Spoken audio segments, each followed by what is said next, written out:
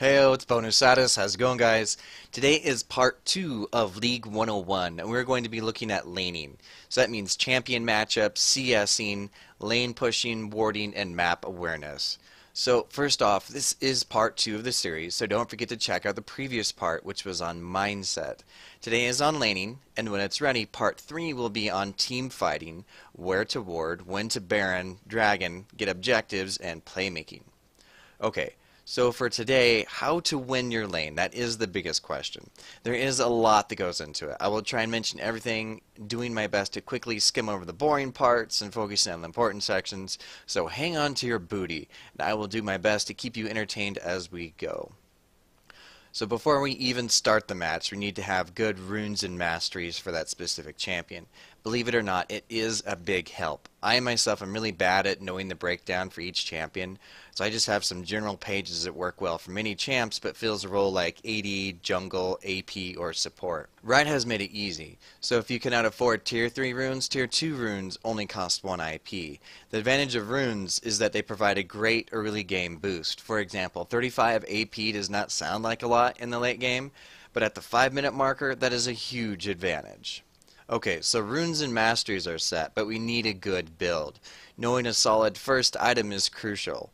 Your build for the most part will stay the same every game, but it will change depending on who you are laning against and what your team and the other team composition is.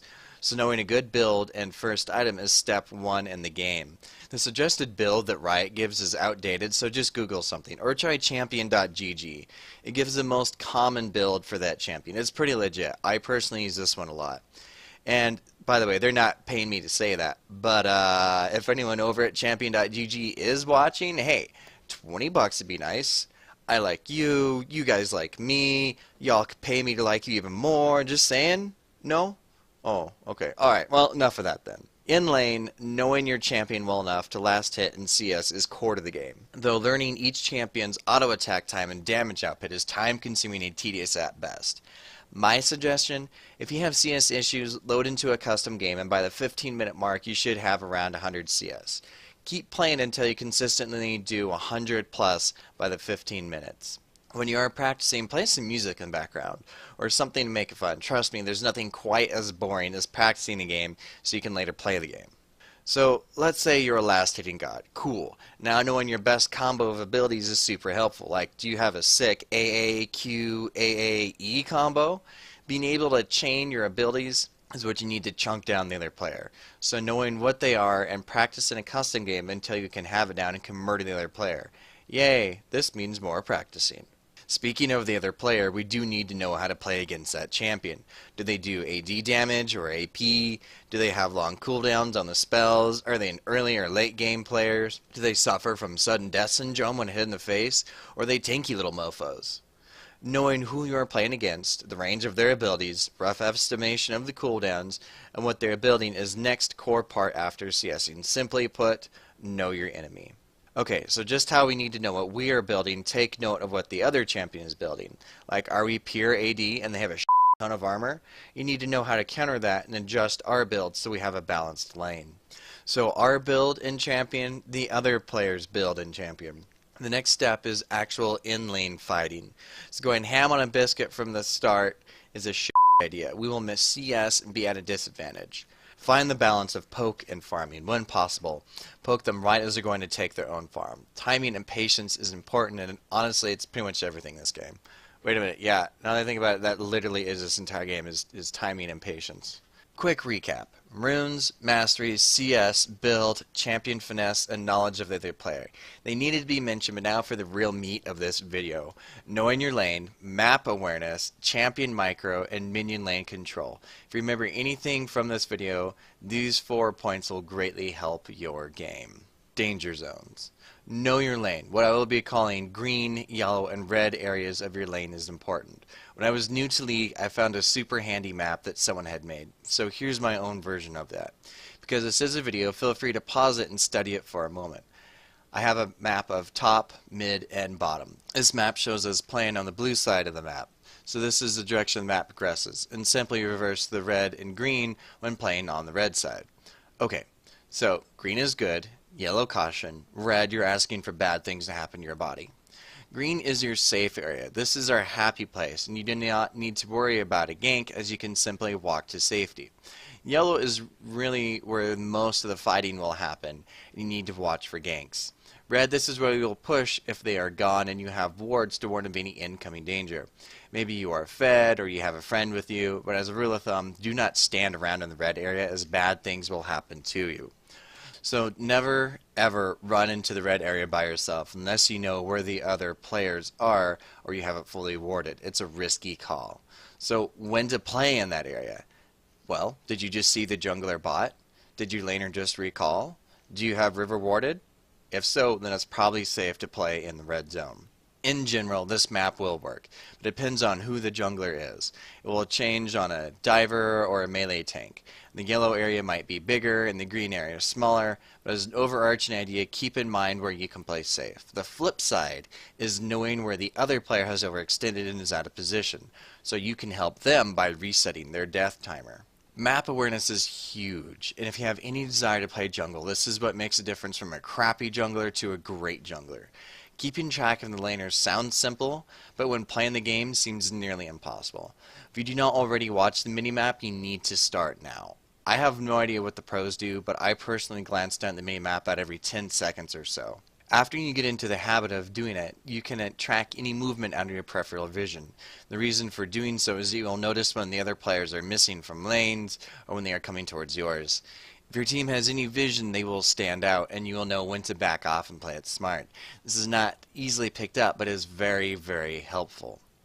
Quick note on warding. I will go more in depth on the third part of League 101, but for now just make sure that river is warded.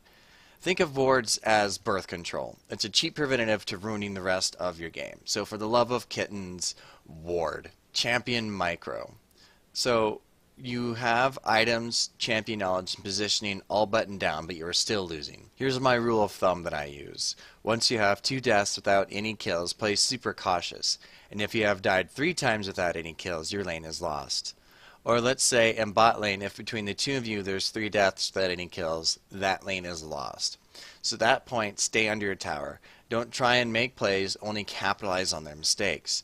So don't fight unless you can get a gank, farm safely from your tower, and don't feed them anymore until mid-game and hope the rest of your team wins their lane. I really want to give some hard and fast rules, but it's difficult because the playstyle is going to change depending on each champion kit.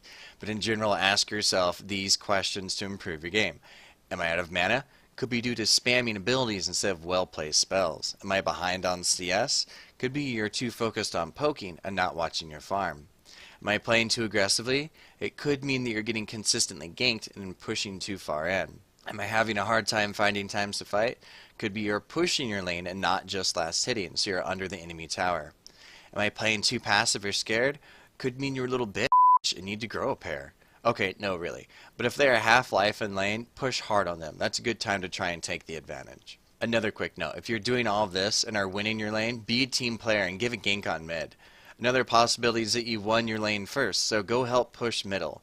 Your teammates will think you're a god and believe you're playing on your Smurf account because no one ever does that. So be amazing and spread the joy of killing with your team. The last big point I want you to remember is control of the menu wave. Yeah, this little guy.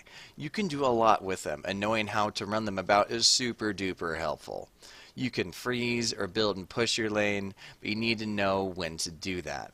This point is more advanced, so don't feel bad if you can't get it right away. You want to keep the minion wave in the yellow zone for a normal laning period. Actively pushing your lane is damaging the enemy minions, so you can run yours to the other side of the map. You'll want to do that if you're going to recall or leave the lane or want to damage the next tower.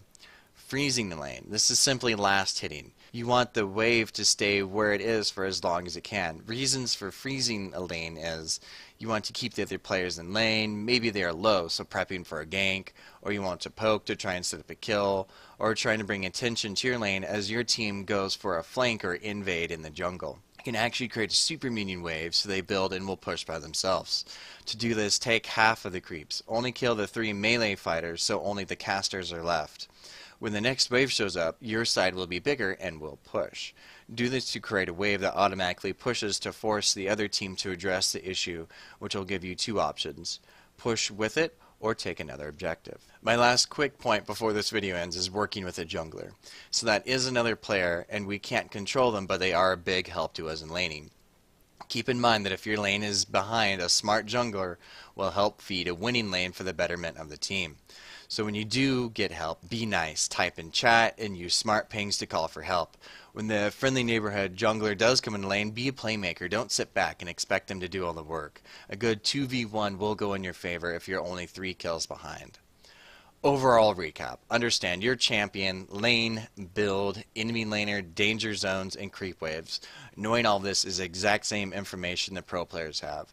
Knowing when to use this knowledge just comes from playing the game. So keep these points in mind and notice the patterns pointed out, and you can make your own judgment calls in-game to predict what's going to happen and lead your team to victory.